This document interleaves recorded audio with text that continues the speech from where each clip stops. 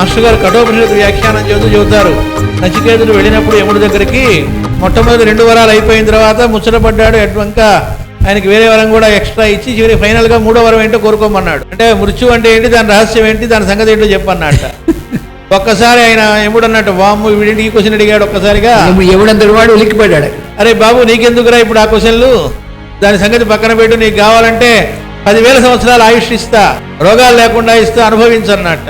ఆయన చెప్పనిచ్చి మొత్తం విని, అవును 10,000 సంవత్సరాలు అన్నావు, తర్వాత రావాల్సిందే కానీ తర్వాత ఏమవుతుంది, ఎక్కడికి వస్తానట్ట, నా దగ్గరికే రావాలన్నట్టు. అప్పుడు అడిగితే ఇప్పుడే వచ్చే కదా అన్నాడు. అదేదో ఇప్పుడే వచ్చాను కదా, అదేదో ఇప్పుడే చెప్పన్నట్ట. ఎన్ని రకాలుగా అట్రాక్ట్ చేసినా పడలేదు, ఏమోహం పడలేదు.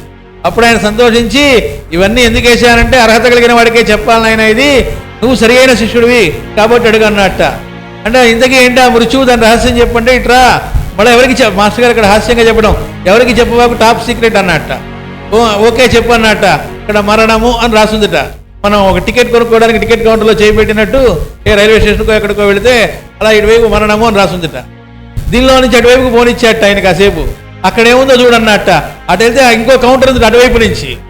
ఒకటే దానికి ఇటొక కౌంటరు అటొక కౌంటరు, అటువైపు జననము అని ఉందిట. అంటే అర్థం ఏంటి, పోయినవాడు ఏం పోతాడు, మళ్ళీ ఇంకో చోటుకు వస్తాడు, ఎక్కడికి పోడు.